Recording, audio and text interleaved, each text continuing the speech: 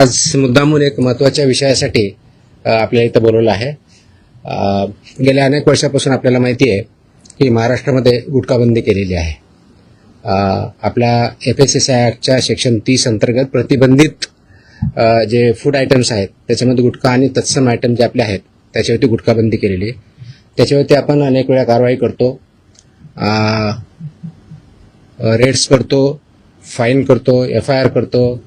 त्याच्यामधल्या प्रोव्हिजननुसार जेल पण होते, प्रॉसिक्युशन पण चालू आहेत.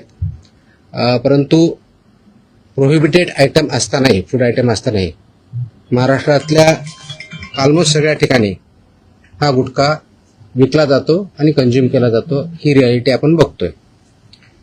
मग याच्यावरती पर्याय काय? एन्फोर्समेंट तर चालू आहे, ते आपण आता जास्त स्ट्रिक्ट करत आहोत, तर ते चालूच राहील.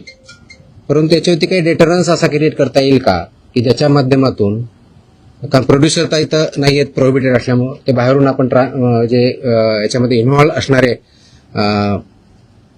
बिझनेसेस आहेत, बिझनेस पर्सन्स आहेत, ट्रान्सपोर्टर्स आहेत, रिटेलर्स, होलसेलर्स, सेलर्स, हे त्याच्यामध्ये इन्व्हॉल्व आहेत. त्या प्रकारचे रॅकेट आहे आणि ते जर उद्ध्वस्त करायचे तर आपल्याला खूप मोठ्या प्रमाणात स्ट्रॉंग स्टँड घेणं हे गरजेचं आहे.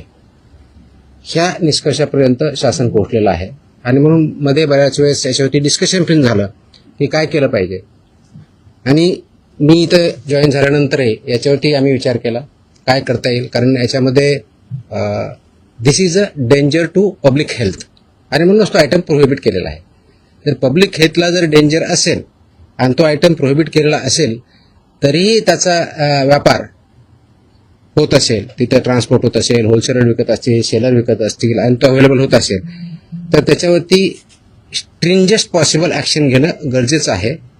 ह्या निष्कर्षापर्यंत पोहोचल्यामुळं आज दिनांक 12 जून रोजी मी मोका लावण्याचे आदेश पारित केलेले आहेत.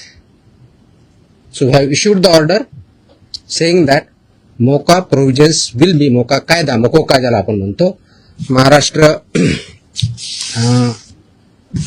Control of organised crimes act 1999 हा आम्ही इन्व्होक केलेला आहे. ही माझी त्याची ऑर्डर आहे इश्यू केलेली. आणि ह्या ऑर्डरच्या अनुषंगाने हा फक्त फूड सेफ्टी ॲक्ट 2006 चे कलम 3